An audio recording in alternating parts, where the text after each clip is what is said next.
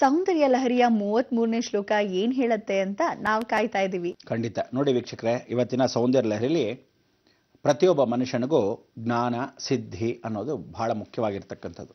ಅದಕ್ಕೆ ಜನಕರ್ಷಣೆ ಜೊತೆಗೆ ಬುದ್ಧಿ ಜ್ಞಾನ ಸರ್ವದಾ ಸಿದ್ಧ ಆಗ್ತಕ್ಕಂಥ ಅವಕಾಶವನ್ನ ಈ ದೇವಿ ಕಲ್ಪಿಸ್ಕೊಡ್ತಾಳೆ. ಬನ್ನಿ ಆ ಶಂಕರಾಚಾರ್ಯ ಎಷ್ಟೆಲ್ಲ ವಿಶೇಷವಾಗಿರ್ತಕ್ಕಂಥ ಈ ಒಂದು ಸೌಂದರ್ಯವನ್ನ, ಭಗವತಿಗೆ ಹೊಗಳಿರ್ತಕ್ಕಂಥದ್ದು ಅವನ ಅವತಾರವೇ ಆಗಿರ್ತಕ್ಕಂಥ ಅಪರಾವತಾರವಾಗಿರ್ತಕ್ಕಂಥ ಸರ್ವದಾ ಆದ್ಯಂತವಾಗಿರ್ತಕ್ಕಂಥ ಆದಿ ಅಂತ್ಯವ ಪ್ರಭು ಆಗಿರ್ತಕ್ಕಂಥವನು ಸಾಕ್ಷಾತ್ ಶ್ರೀ ಜ್ಞಾನ ಸಂಬಂಧ. ಈ ಜ್ಞಾನ ಸಂಬಂಧನಾಗಿರ್ತಕ್ಕಂಥವನಿಗೆ ಬುದ್ಧಿ ಜ್ಞಾನ ಸಂಪಾದನೆಯನ್ನು ಪ್ರತಿಯೊಬ್ಬರಿಗೂ ಇಡೀ ಜಗತ್ತಲ್ಲಿ 32 ವಯಸ್ಸಲ್ಲಿ ಕಲಿಸ್ಕೊ ಆದಿಶಂಕರಾಚಾರ್ಯರು ನಮ್ಮೆಲ್ಲರ ಕಷ್ಟವನ್ನು ಹೋಗಲಾಡಿಸಕ್ಕೆ ಹೀಗೆಲ್ಲ ಒಂದೊಂದು ಶ್ಲೋಕಕ್ಕೂ ಒಂದೊಂದು ಅರ್ಥವನ್ನು ಹೇಳಿ ವಿಶೇಷವಾಗಿರ್ತಕ್ಕಂಥ ಪ್ರತಿಯೊಂದು ಉಪಯೋಗಿಸ್ಕೊಳ್ಳಿ ಅಂತ ಭೂಮಿಗೆ ಕೊಟ್ಟಾಗ ಮಹಾತ್ಯಾಗಿ ಅಂತ ಒಂದು ಶಂಕರಾಚಾರ್ಯ ನೆನೆಸ್ಕೊಂತ ಬನ್ನಿ ಶಂಕರಾಚಾರ್ಯನ ಶಂಕರ ಸ್ವಾಗತಿಸ್ಬಿಡೋಣ.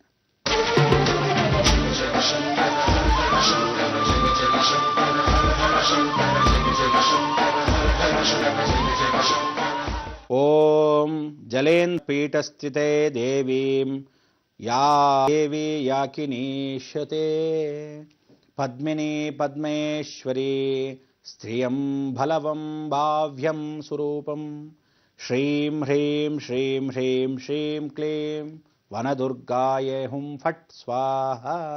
ಈ ವರ್ಗ ಜಲೇಂದ್ರಿಯದಲ್ಲಿ ವಾಸವಾಗಿರ್ತಾಳೆ. ಜಲ ಇಂದ್ರಿಯಗಳಲ್ಲಿ ಅಂದರೆ ದೇಹದಲ್ಲಿ ಪ್ರತಿಯೊಬ್ಬನಿಗೂ ರಕ್ತ ನೀರು ದೇಹದಲ್ಲಿ ಪಂಚಭೂತಗಳು ಹೇಗೆ ಹೊರಗಡೆ ಅದೇ ಇರುತ್ತೆ. ಆ ಹ್ರೀಂ ಶ್ರೀಂ ಹ್ರೀಂ ಶ್ರೀಂ ವನದುರ್ಗಾಯೇ ಹುಂ ಫಟ್ ಸ್ವಾಹ. ಅವಳೇನು ಹೇಳ್ತಾಳೆ? ವನದುರ್ಗ ಆಗಿ ಹುಂ ಫಟ್ ಸ್ವಾಹ. ಫಟ್ ಸ್ವಾಹ ಅಂದರೆ ತಕ್ಷಣ ಮಾತ್ರ ನಿನಗೆ ಅರ್ಪಣೆ. ಅಂದರೆ ಗಣೇಶ ತಕ್ಷಣ ಮಾತ್ರ ಕಾರ್ಯ ಮಾಡ್ತಾನಂತೆ. ನೋಡಿ, ಯಾವತ್ತೂ ಪಕ್ಕದಲ್ಲೇ ಕೂರಿಸ್ಕೊಂಡಿರ್ತೀನಿ. ಹೀಗೆ ಮಹಾಗಣಪತಿಯು ಈ ಸೌಂದರ್ಯವನ್ನ ವಿಶೇಷವಾಗಿ ಜಗನ್ಮೋಹಿನಿ ತೊಡೆಯೊಳಗೆ ಇರಬೇಕಾದರೆ ಬುದ್ಧಿ ಜ್ಞಾನ ಸಂಪಾದನೆ ಮಾಡೋದು ಸರ್ವಸಿದ್ಧಿ ಆಗಿರಬೇಕು. ನಿಮಗೆ ಸಿದ್ಧಿ ಆಗದೆ ಬುದ್ಧಿ ಬರಲ್ಲ, ಬುದ್ಧಿ ಆಗದೆ ಜ್ಞಾನ ಸಂಪಾದನೆ ಆಗಲ್ಲ. ಹೀಗೆ ಬುದ್ಧಿಪ್ರಿಯಳಾಗಿರ್ತಕ್ಕಂಥ ಇವಳ ವಿಶೇಷವಾಗಿ ನಾಮಾಂಕಿತ ಶಂಕರಾಚಾರ್ಯ ಹಾಡ್ತಾಳೆ. ಇವಳಿಗೆ 3 ಮುಖವುಳ್ಳವಳು, ವಿಶೇಷವಾಗಿ ಮೂಗುಬಟ್ಟು ಇಲ್ಲದೆ ಇರೋವಳು. ಇವಳಿಗೆ ಮೂಗುಬಟ್ಟು ಹಾಕೊಂಡಿರಲ್ಲ. ಅಂದರೆ 2 ಮೂಗುಗಳಿಗೆ ಸಾಧಾರಣವಾಗಿ ದೇವರಿಗೆ ಯಾವತ್ತೂ 2 ಮೂಗುಬಟ್ಟು. ಇವಳು ಮೂಗುಬಟ್ಟು ಇರೋದಿಲ್ಲ. ಅದಕ್ಕೆ ಇಂದ್ರಾಣಿ ಸ್ವರೂಪೇ ಅಂತಗಳ ಇಂದ್ರಾಣಿಗೆ ಮೂಗುಬಟ್ಟುಗಳು ಹಾಕೊಳ್ಳಲ್ಲ. ಅದಕ್ಕೆ ಇಂದ್ರ ಮತ್ತು ಇಂದ್ರೆ ದೇವೇಂದ್ರನ ಹೆಂಡತಿಯಾಗಿರ್ತಕ್ಕಂಥ ಸಚೀದೇವಿಗೆ ಮೂಗುಬಟ್ಟಿರಲ್ಲ. ಯಾತಕ್ಕೆ ಅನ್ನೋದು ಒಂದು ಕತೆ ವಿಶೇಷವಾಗಿದೆ. ನಾಗದೇವತೆ ನಾಗಕನ್ಯೆ ಅದನ್ನು ಕದ್ಕೊಂಡು ಹೋಗ್ತಾಳೆ ರಾತ್ರಿ.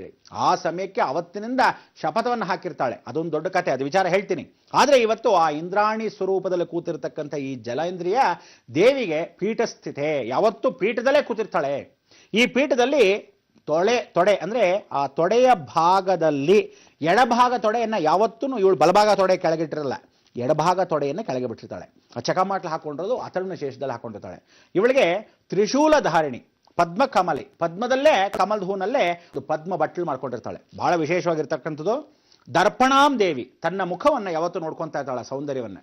ಅವಳು ನಾವು ನೋಡಬೇಕಾದ್ರೂ ದೇವಸ್ಥಾನದಲ್ಲಿ ವಿಶೇಷವಾಗಿರ್ತಕ್ಕಂಥ ದೇವಸ್ಥಾನ ತಿರುಮಾರ್ಕೈ ಅಂತ. ತಿರುಮಾರ್ಕೈ, ಆ ತಿರುಮಾರ್ಕೈ ಅನ್ನೋದು ನಂದನಾರ್ ಕೋವಿಲ್ ಅಂತ ನಿಮಗೆ ಮೊದಲಿದೆ, ನಂದಿ ಜರುಗಿದ್ದ ಸ್ಥಳ ಅಂತ. ತಿರುಮಾರ್ಕೈ ಅನ್ನೋ ಈ ಊರಲ್ಲಿ ಇವತ್ತಿಗೂ ಆ ದರ್ಪಣವನ್ನು ನೋಡ್ತಾಳೆ. ನಾವು ದರ್ಪಣದಲ್ಲೇ ದೇವ ದರ್ಶನ ಮಾಡಬೇಕು. ಡೈರೆಕ್ಟಾಗಿ ದರ್ಶನ ಮಾಡಿದ್ರೆ ಕಣ್ಣೋವು ಒಂಥರ, ಕಣ್ಣು ನಮ್ಗೆ ನೋಡೋಕ್ಕಾಗಲ್ಲ ಅನ್ನೋ ಥರ ಆಗ್ಬಿಡ್ತು. ಕೆಲವು ಪರೀಕ್ಷೆ ಮಾಡಕ್ಕೆ ಬೇಕು ಅಂತ ಹೋಗ್ತಾರೆ. ಅಯ್ಯ ಏನಾಗತ್ತೆ ನೋಡೋಣ, ಅದಕ್ಕೆ ಹಿಂದ್ಗಡೆ ಬನ್ನಿ ಆ ದರದಲ್ಲಿ ದೇವಿ ಮುಖ ನೋಡಿ ಅಂತ ಹೇಳ್ತಾರೆ. ಇವ್ರಿಗೆ ಗೊತ್ತಿಲ್ಲ ಬೇಕಾದಂಥ ಜನ, ಅದಕ್ಕೆ ಮುಂದ್ಗಡೆ ಬಾಗಲೇ ಹಾಕ್ಬಿಟ್ಟಿರ್ತಾರೆ. ಕಿಟಕಿಯಿಂದ ಬರಬೇಕು, ಅವಳು ದರ್ಪಣ ಏನಿಟ್ಕೊಂಡಾಳ ಆ ದರ್ಪಣದ ಬಿಂಬದಿಂದ ಅವಳ ಮುಖವನ್ನು ನೋಡಬೇಕು. ಇದು ನಿಜವಾದ ಸಾಕ್ಷಿ. ಅದಕ್ಕೆ ಇವಳು ಜಲತತ್ವದಲ್ಲಿ ನೋಡಬೇಕು. ಏನು ಮಾಡ್ತಾರೆ, ನೀರನ್ನ ತಲೆಗೆ ಪ್ರೋಕ್ಷಣೆ ಮಾಡ್ಕೊಂತ ಆ ದರ್ಪಣವನ್ನು ಹೀಗೆ ನೋಡ್ಕೊತಾ ಇರಬೇಕು. ಆ ದರ್ಪಣದಲ್ಲಿ ಮುಖ ಕಾಣುತ್ತೆ. ನೀವು ನೀರು ಪ್ರೋಕ್ಷಣೆ ಮಾಡ್ಕೊಳ್ಳದೆ ನೇರವಾಗಿ ನೋಡಿರ್ತಕ್ಕಂಥವ್ರು ಬಹಳ ಜನ ಪ್ರಯತ್ನ ಪಟ್ಟವ್ರಿಗೆ ಕಣ್ಣು ಹೊಟ್ಟೋಗಿದೆ. ಎಷ್ಟೋ ಜನ ಮೈಗ್ರೇನ್ ಪ್ರಾಬ್ಲಮ್ಮು ಕೆಲವ್ರಿಗೆಲ್ಲ ಹೇಗಿರುತ್ತೆ. ಅದೇ ರೀತಿ ಇವಳನ್ನ ದರ್ಪಣದಲ್ಲಿ ನೋಡಬೇಕಾದ್ರೂ ಅವಳು ಕಣ್ಣಲ್ಲಿ ನೋಡ್ತಾಳಲ್ಲ, ನೀವು ಸ್ವಲ್ಪ ಗಮನಿಸಬೇಕು. ಅವಳಿಗೆ ಈ ಕಣ್ಣಲ್ಲೇ ನೋಡ್ತಾ ಇದ್ದಾಗ ಸುಮ್ಮನೆ ಹಾಗೆ ನೋಡಿ ತಿರುಗಿಸ್ತಾಳೆ. ಓ ನೋಡ್ತಾ ಇದ್ದಾಳೆ ನಮ್ಮನೆ ಅನ್ನೋ ಭಾವನೆ ಇರುತ್ತೆ. ಎಷ್ಟು ಜನಕ್ಕೆ ಕಣ್ಣು ಪ್ರಾಬ್ಲಮ್ ಅಂದರೆ ಮೆಳಗಣ್ಣಿರುತ್ತಲ್ಲ, ಅಂಥವರೆಲ್ಲ ಈ ಕ್ಷೇತ್ರಕ್ಕೆ ಹೋಗ್ಬೋದು. ವಿಶೇಷವಾಗಿ ಮಂದವಾಗಿರ್ತಕ್ಕಂಥ ಬುದ್ಧಿ ಅಂದರೆ ರಾತ್ರಿ ಹೊತ್ತು ಕಣ್ಣು ಕಾಣಲ್ಲ, ಕಮ್ಮಿ ಆಗ್ತಾ ಹೋಗುತ್ತೆ, ಮಂದವಾಗಿ ಅಂಥವ್ರಿಗೆಲ್ಲ ಸರಿ ಹೋಗುತ್ತೆ. ವಿಶೇಷವಾಗಿರ್ತಕ್ಕಂಥ ಇದರಲ್ಲಿ ಏನು ಅಂದರೆ ಪರೆ ಬಂದಿರುತ್ತೆ. ಆ ಪರೆನ ಇಲ್ಲಿ ಇವತ್ತೂ ಒಂದು ಹೂ ಇದೆ, ಆ ಹೂ ದೇವ್ರಿಗೆ ಮಾತ್ರ ಅರ್ಪಣೆ, ಆ ಕ್ಷೇತ್ರದಲ್ಲಿ ಬಿಟ್ಟರೆ ಎಲ್ಲೂ ಸಿಗಲ್ಲ. ಆ ಹೂನ ನಮ್ಗೊಂದು ಸ್ವಲ್ಪ ಸೂಜಿ ಮಲ್ಲಿಗೆ ಇದ್ದಾಗಿರುತ್ತೆ, ಆದರೆ ಅಲ್ಲಿ ಹೂ ಬೇರೆ ಸೂಜಿ ಮಲ್ಲಿಗೆ ಅಲ್ಲ, ಬೇರೆ ಥರ. ಅದನ್ನು ಅದ್ದಿ ಆ ಕಣ್ಣಿಗೆ ಅವಳಿಗೆ ಇಟ್ಟುಬಿಟ್ಟು ಇಲ್ಲಿ ಇಡ್ತಾರೆ. ಇಟ್ಟೆ ನಿಧಾನ ಕೆಳಿತಾರೆ, ಅದ್ರ ಜೊತೆಗೆ ಆ ಪರೆ ಬಂದ್ಬಿಡುತ್ತೆ. ಕಣ್ಣಿನ ಪರೆ ಭಾಳ ಚೆನ್ನಾಗಿ ಆಯುರ್ವೇದದ ವಿಶೇಷವಾಗಿರ್ತಕ್ಕಂಥ ಗಣ್ಯ ವ್ಯಕ್ತಿಗಳು ಇಲ್ಲಿದ್ದಾರೆ ದೇವಸ್ಥಾನದಲ್ಲಿ. ಅದು ಎಂಥ ಸಮಯ ಅಂದರೆ ಬರೀ ಮಂಗಳವಾರ ಅಮಾವಾಸ್ಯೆ ಬಿಟ್ಟರೆ ಯಾವ ದಿವಸನೂ ಆ ಕಣ್ಣಿನ ತೆಗೆಯಲ್ಲ. ಭಾಳ ಜನ ಹೋಗ್ಬೋದು. ತಿರುಮಾರ್ಕೈ ಅಲ್ಲಿ ಏನಂದ್ರೆ ನಂದನಾರ್ ಕೋವಿಲ್ಲು, ಅಲ್ಲಿಂದ ತಿರುನಡಂಗಲಂ ಅಂತಿದೆ, ಪಕ್ಕದಲ್ಲೇ ತಿರುಮಾರ್ಕೈ ಈ ದೇವಸ್ಥಾನ ಇದೆ. ಇವಳು ಜಲತತ್ವದಲ್ಲೇ ಕೂತಿರ್ತಕ್ಕಂಥ, ಸುತ್ತಲೂ ದೇವಸ್ಥಾನ ಸುತ್ತಲೂ ಜಲ ಇದೆ. ಮೊದಲೆಲ್ಲ ಏನ್ ಮಾಡ್ತಿರಂತೆ, ಫಸ್ಟ್ ಕ್ಲಾಸ್ ನೀರು ಬರ್ತಿತ್ತು. ಎಂಥ ಒಂದು ವಿಶೇಷ. ಇಷ್ಟೆಲ್ಲ ನಾವು ಮಾಧ್ಯಮದಲ್ಲಿ ಕಾರ್ಯಕ್ರಮದಲ್ಲಿ ಈ ಒಂದು ಪ್ರೋಗ್ರಾಮ್ ಅಲ್ಲಿ ಹೇಳ್ತಾ ಕೂತ್ರೆ ಅವಳ ಕತೆ ಬಹಳಷ್ಟಿದೆ. ಆದ್ರೂ ಶ್ಲೋಕ ನೋಡ್ಕೊಂಡ್ಬಿಡೋಣ ಬನ್ನಿ ವೀಕ್ಷಕರೇ.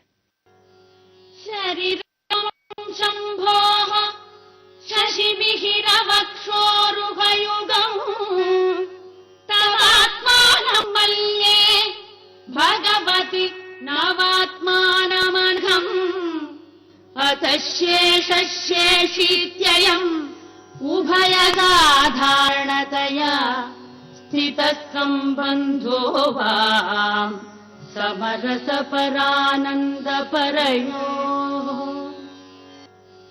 ಶರೀರಂ ತ್ವಂ ಶಂಭೋಃ ಶಶಿಮಿಹಿರವಕ್ಷೋರುಹಯುಗಂ ತಾತ್ಮಾನಂ ಮಲ್ಯೇ ಭಗವತಿ ನವಾತ್ಮಾನಮನಘಂ ಅತಶೇಷಶೇಷೀತ್ಯಯಂ ಉಭಯಗಾಧಾರಣತಯಾ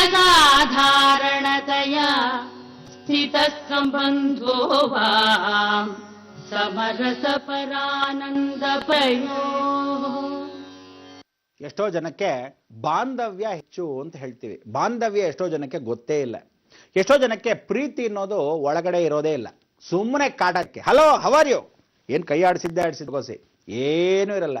ಆ ನಿಜವಾದ ಆಂತರಿಕ ಬಾಂಧವ್ಯ ಸಂಬಂಧದಲ್ಲೇ ಇರಬೇಕು ಅನ್ನೋದು ಫೀಲಿಂಗ್ಸ್ ಅಂತೀವಲ್ಲ, ಆ ಫೀಲಿಂಗ್ಸ್ ಕೊಡ್ತಕ್ಕಂಥ ದೇವಿನೇ ಇವಳು. ಯಾರ್ಯಾರು ಕಲ್ ಬಂಡೆ ಥರ ಇರ್ತೀರೋ ಅಂಥವ್ರನ್ನೆಲ್ಲ ಇಲ್ಲಿ ಕಳಿಸಿದ್ರೆ ಆ ಫೀಲಿಂಗ್ಸ್, ಇನ್ನರ್ ಫೀಲಿಂಗ್ಸ್ನ ತಾನೇ ಆಕ್ಟಿವೇಶನ್ ಮಾಡ್ತಾಳೆ. ಸಂಬಂಧೋ ಅಂದ್ರೆ ಯಾವತ್ತೂ ಆ ಸಂಬಂಧಗಳನ್ನ, ಶಶಿರೇಖಾ ಶಶಿಗಳನ್ನ ಅಂದ್ರೆ ಯಾವತ್ತು ಚಂದ್ರ ಇವಳನ್ನ ಯಾವತ್ತು ತಣ್ಣಗಿಟ್ಟಿದ್ದಾನೆ. ಐಸ್ ಕೋಲ್ಡ್ ಇದ್ದ ಗರ್ಭಗುಡಿ ಸುತ್ತಲೂ ನೋಡಿ ಬಿಸಿಲು ಕಾಯ್ತಾ ಇರುತ್ತೆ. ಆದ್ರೂ ಇವಳು ದೇವಿ ಮಾತ್ರ ಒದ್ದೆ ಆಗಿದೆ. ಒಂದು ಸಲ ಹೆಂಗೆ ಗೊತ್ತಾಗತ್ತೆ ಒದ್ದೆ ಅಂದರೆ, ಅವಳಿಗೆ ಶ್ವೇತ ವಸ್ತ್ರವನ್ನು ಹಾಕಿರ್ತಾಳೆ. ಆ ಶ್ವೇತ ವಸ್ತ್ರದಲ್ಲಿ ಯಾವಾಗಲೂ ಒದ್ದೆ ಕ್ಲೀನಾಗತ್ತೆ. ಅದಾದ್ಮೇಲೆ ಏನು ಮಾಡ್ತಾರೆ, ಪ್ರತಿ 1 ಗಂಟೆ ಕಾಲ, ಅದಕ್ಕೆ 1.5 ವರ್ಷಕ್ಕೊಂದ್ಸಲಿ ಪೌರ್ಣಮಿ ದಿವಸ ಆ ಥರ ವಿಶೇಷ ದಿನಗಳಲ್ಲಿ ಮಾತ್ರ ಅವಳಿಗೆ ಅಭಿಷೇಕ ಪೂಜೆ ಪುನಸ್ಕಾರ. ಅದಕ್ಕೆ ಆ ಒಂದು ದಿವಸದಲ್ಲಿ ನಾವು ಪ್ರಾರ್ಥನೆ ಮಾಡ್ಕೋಬಹುದು. ಬೇರೆ ದಿವಸಗಳಲ್ಲಂದ್ರೆ ಅಮಾವಾಸ್ಯೆ ದಿವಸ, ಮಂಗಳವಾರದ ದಿವಸ ಯಾರ್ಯಾರ ಕಣ್ಣು ಪರೆ ತೆಗೆಸ್ಬೇಕು ಅಂದರೆ ಅಂಥ ಸಮಯಕ್ಕೆ ಹೋಗ್ಬೋದು. ಎಷ್ಟೋ ವರ್ಷದ ಇದೆಲ್ಲ ನಿಜವಾಗ್ಲೂ ಇದ್ದ ಶಾಸ್ತ್ರಗಳನ್ನು ಇವತ್ತು ಪ್ರತಿಪೂರ್ವಕವಾಗಿ ಮತ್ತೆ ಉಪಯೋಗಿಸ್ಕೊತಿದ್ದಾರೆ. ಅದೇ ಶಂಕರಾಚಾರ್ಯ ತತ್ವದಲ್ಲಿ ಈ ಸೌಂದರ್ಯ ಲಹರಿ ವಿಶೇಷ. ಇಂಥ ಒಂದು ದೇವಿನ ಯಾವತ್ತೂ ಸ್ಮರಣೆ ಮಾಡ್ಕೊಳ್ಳಿ. ವಿಶೇಷವಾಗಿರ್ತಕ್ಕಂಥ ಅಂಕುರಾರ್ಪಣೆ ನಿಮ್ಮೆಲ್ಲರಿಗೂ ಶಾಂತಿ ಉಂಟು ಮಾಡಲಿ, ನೇತ್ರೋದ್ಮಿಲನ ಚೆನ್ನಾಗಿ ಮಾಡಲಿ, ಜಗತ್ತಲ್ಲಿ ಮಂದ ಬುದ್ಧಿಗೆ ಸ್ಥಿರ ಬುದ್ಧಿಯನ್ನು ಕೊಡಲಿ, ಜ್ಞಾನೋದಯವಾಗಲಿ, ಸಿದ್ಧಿ ಬುದ್ಧಿ ಪ್ರಾಪ್ತಿಯಾಗಲಿ ಅಂತ ಆ ಗಣಪತಿನ ಮಾಡ್ಕೊಂತ ಈ ಮಾತನ್ನು ಹೇಳ್ತಾರೆ. ಗುರುಜಿ, ಇಂದಿನ ದೇವಿ ಜಲಾಂಧ್ರ ಪೀಠಸ್ಥಿತೆ ಯಾಕಿನಿ ದೇವಿ ಅಂತ ಹೇಳಿದ್ರಿ, ಜೊತೆಗೆ ಕಣ್ಣಿನ ತೊಂದರೆಗೆ ಯಾವ ಕ್ಷೇತ್ರಕ್ಕೆ ಹೋಗ್ಬೇಕು ಅಂತ ಕೂಡ ತಿಳಿಸ್ಕೊಟ್ರಿ.